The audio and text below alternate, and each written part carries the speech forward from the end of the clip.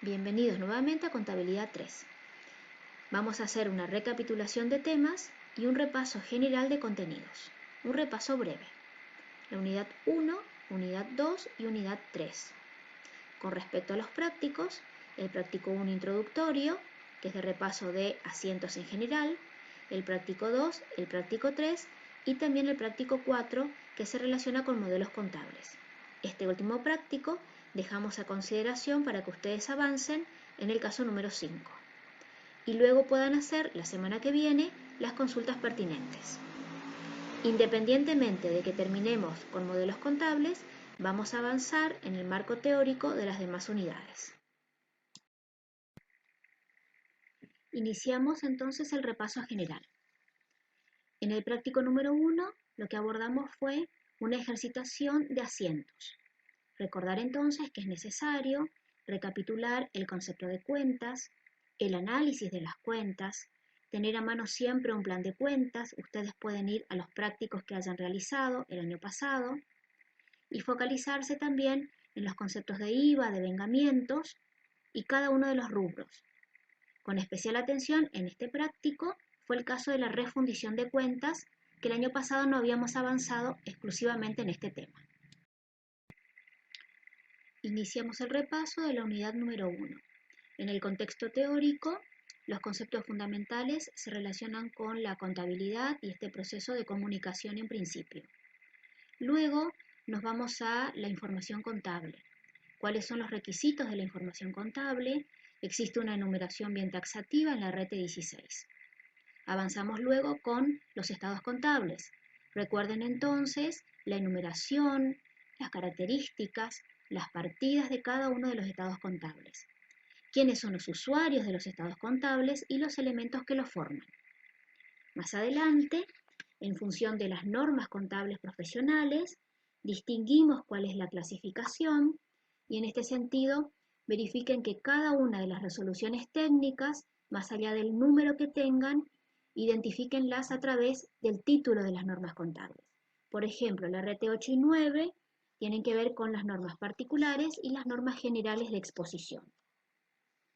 Avanzamos también con un breve análisis de cuál es el funcionamiento de los consejos profesionales de la Federación Argentina y en relación a todo este contexto que tiene que ver con elementos de los estados contables y normas profesionales, cuáles son los problemas fundamentales. Este ya es un tema más puntual y nuevo. ¿Cuáles son los problemas fundamentales en la contabilidad? Estos problemas de evaluación, problemas de medición y problemas de exposición.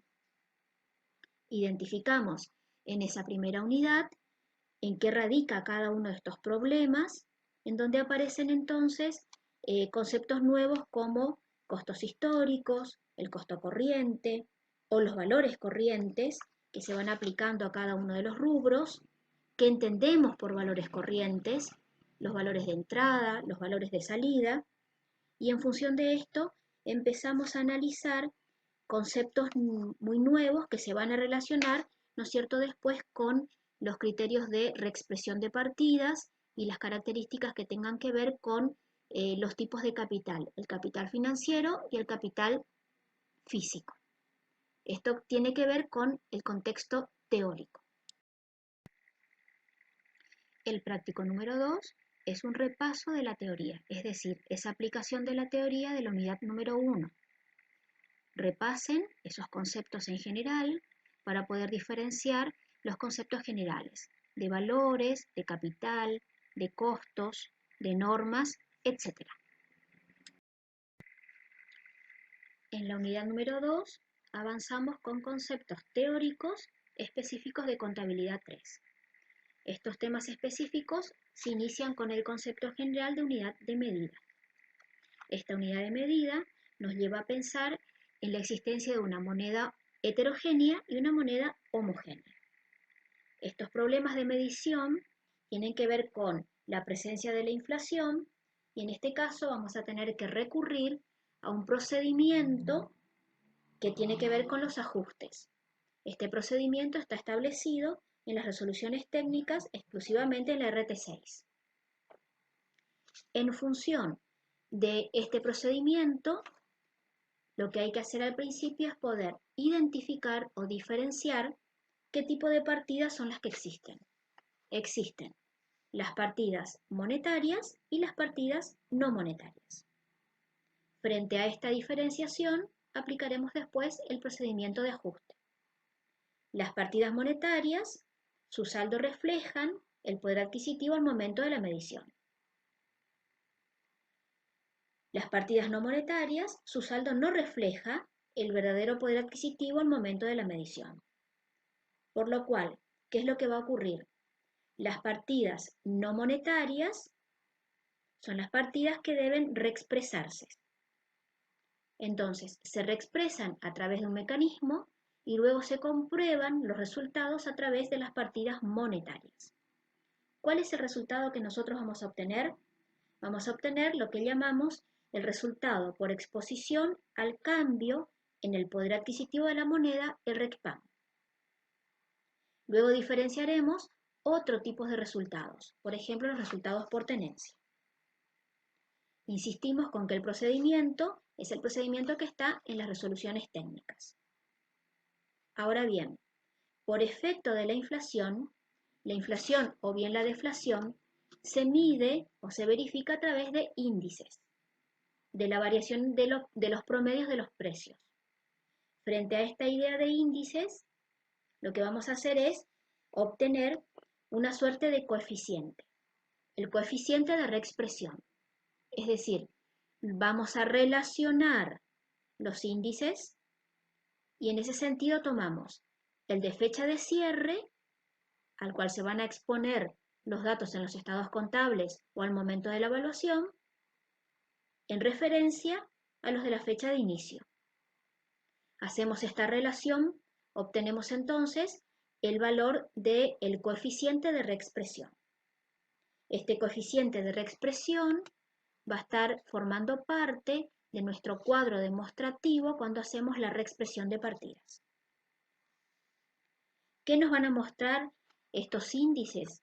Generalmente nos van a mostrar el aumento de los precios a nivel general o la disminución. En la actualidad vemos generalmente un aumento en épocas inflacionarias. Lo que hacemos es aconsejar ir a la RT6 para poder ver cuál es el proceso secuencial más allá de la explicación en cada uno de los ejercicios. El práctico 3, los primeros puntos tienen que ver con la clasificación de partidas. El ejercicio 1 y 2 tenían ese objetivo, poder identificarlas solamente, con la ayuda de la teoría. Ahora bien, ya en el ejercicio que tiene que ver con resultados no transaccionales, que fue una de las consultas que hicieron al foro, este ejercicio lo único que tiene como objetivo es una suerte de ejercitación o de entrenamiento. Es decir, identificar cuáles son las partidas monetarias y no monetarias y saber a cuáles hay que aplicarle el coeficiente de inflación. Es un mini ejercicio, simplemente de entrenamiento. Como yo les decía en la consulta, es como los ejercicios de variaciones patrimoniales en la estructura patrimonial. Simplemente es como para aplicar un índice o un coeficiente y poder diferenciar frente a estos resultados si el resultado del ejercicio es un resultado del ejercicio negativo o positivo. Ahora bien, lo importante de esta ejercitación es identificar que la cuenta capital se expone por su valor nominal y la parte reexpresada va a parar a la cuenta ajuste de capital. Cuando vamos a la metodología de ajuste, es un ejercicio más puntual que nos va a servir para todo el cursado. Sabemos entonces que esta metodología va a tener que ver con poder identificar las partidas monetarias de las no monetarias. Hacemos los asientos, fecha tras fecha, identificamos cuáles son estas partidas y armamos nuestra tabla. En la tabla identificamos entonces la fecha, la partida correspondiente, el valor de origen de la misma, vamos haciendo, ¿no es cierto?, los mayores de cada una de las cuentas, encontramos el coeficiente por relación de los índices y encontramos finalmente el valor de origen ajustado. Cuando llegamos al RECPAM, como haciendo alguna pregunta en una de las consultas, ¿cómo dejamos este RECPAM? Entre paréntesis o lo dejamos como positivo. Entonces recordemos algún criterio general. Cuando hay inflación, las partidas aumentan, los valores de las partidas se incrementan. Entonces, las partidas o las cuentas del activo y del resultado negativo aumentan en el debe, se incrementan en el debe, por lo cual el RECPAM se va a acreditar. Dejamos entonces un RECPAM positivo. Ahora bien, mientras que las partidas de pasivo, patrimonio neto y resultado positivo aumentan en el haber. Por lo tanto, el RECPAM se va a anotar en el debe correspondiente. Entonces, en el cuadro, el RECPAM queda entre paréntesis para diferenciar de las partidas del activo y resultado negativo de las otras que no lo son. Terminamos nuestra tabla y hacemos la suma algebraica de la columna de RECPAM. Una vez que nosotros tenemos esta columna de RECPAM totalizada, vamos a hacer una prueba de verificación a través de las partidas monetarias. Es el mismo procedimiento que el anterior, pero solamente con las partidas monetarias, en donde vamos a obtener el mismo cálculo de RECPAM para corroborar que el mismo está bien obtenido. Sabemos también que en el asiento final se va a exponer este RECPAM. Podemos hacer asientos separados que tengan que ver con el RECPAM que se debite o se acredite, o bien un asiento global. Nosotros hicimos asientos globales que coinciden con esa columna de RECPAM de nuestra tabla. Luego procedemos en esta metodología de ajuste en el práctico número 3 a exponer de manera breve el estado de situación patrimonial y el estado de resultados. ¿Qué es lo que vamos a verificar acá? Es que justamente una vez que nosotros lleguemos al patrimonio neto, este patrimonio neto se va a identificar con el capital a su valor nominal siempre y el ajuste de capital en un renglón separado. Para que nos dé la partida doble, activo menos pasivo, igual a patrimonio neto, sabemos que el resultado del ejercicio lo vamos a tener que corroborar. Y lo hacemos a través del estado de resultados. Tomamos las cuentas correspondientes, ventas menos costos, y después ubicamos cuáles son los resultados. Tomamos el RECPAM de la tabla y lo ubicamos en el estado de resultados. Hacemos el cálculo matemático y obtenemos definitivamente el resultado del ejercicio. Esta explicación tiene que ver con los casos de metodología de ajuste que están en el práctico número 3. Alguna aclaración práctica y puntual en metodología de ajuste. Recuerden entonces que cuando hacemos la tabla y vamos a reexpresar mercaderías y costo de mercadería vendida, el coeficiente que corresponde al costo de la mercadería vendida es el mismo al del momento de la compra de dicha mercadería. Es decir, hay que remontarse a ese coeficiente, más allá de que el asiento va a estar más adelante. Siempre hacemos los mayores para que vayan coincidiendo estos importes. También vamos a encontrarnos con, en esta ejercitación del práctico número 3, con la presencia de valores corrientes. Y en este sentido, estos valores corrientes que vamos a utilizar nos van a dar lugar a los resultados por tenencia. Ustedes pueden verificar esta aclaración en el caso número 2 del ejercicio número 5. También tener en cuenta y recordar cuáles son los métodos para el costo de la mercadería vendida y saber aplicar estos métodos, el PEPS, el WEPS o el PPP. De esta manera damos alguna aclaración final para que ustedes puedan hacer el repaso del práctico número 3 en su totalidad. Unidad número 3 de modelos contables. Identificamos un modelo como un esquema o una representación de manera desde el punto de vista de la contabilidad para situaciones complejas. Los modelos contables se identifican a través de los elementos que lo componen. Vamos a hablar de la unidad de medida. Esta unidad de medida que vamos a analizar se relaciona con una unidad de medida homogénea o bien heterogénea. Hablamos también del capital a mantener. Con respecto al capital a mantener hablamos de un capital físico o de un capital financiero. El capital físico está formado por la capacidad productiva, mientras que el capital financiero está definido por la evaluación en moneda de los aportes de los socios o de los propietarios. Cuando vamos a los criterios de evaluación, hablamos con criterios históricos o corrientes. Los históricos tienen que ver con medir los componentes patrimoniales a los valores antiguos del pasado, mientras que los corrientes tienen que ver con los valores del presente. Cuando nosotros hablamos de los costos históricos, necesariamente hacemos una recapitulación del concepto de costos. ¿Cuáles son los elementos que forman parte de ese costo de compra? Acuérdense que hablábamos del precio de contado más los gastos necesarios y aquellos elementos que integran también el costo de producción, cuando identificamos los elementos de la producción, los elementos del costo, desde la materia prima, la mano de obra y la carga fabril.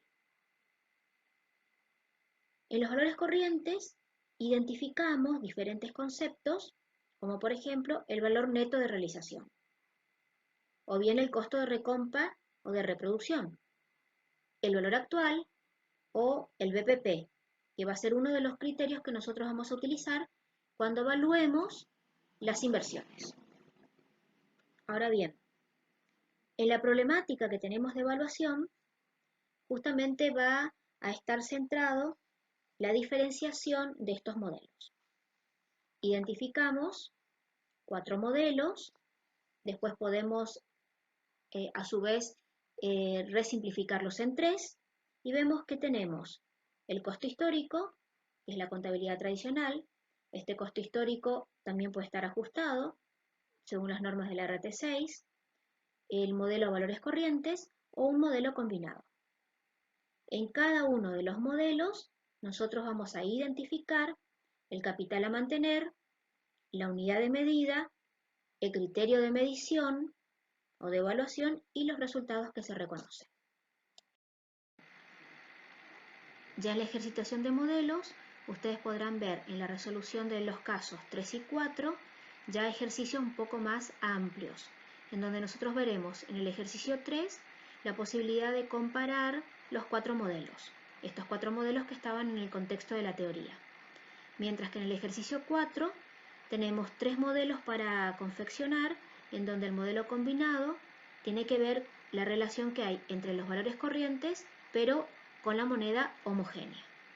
Partamos entonces de la base de los ejercicios 3 y 4 para focalizar nuestro estudio de modelos y practicar para poder después hacer las consultas correspondientes. En referencia a las autoevaluaciones hemos presentado 2. Una primera, donde ustedes subieron las respuestas al aula virtual y se relacionaban con la unidad número 1.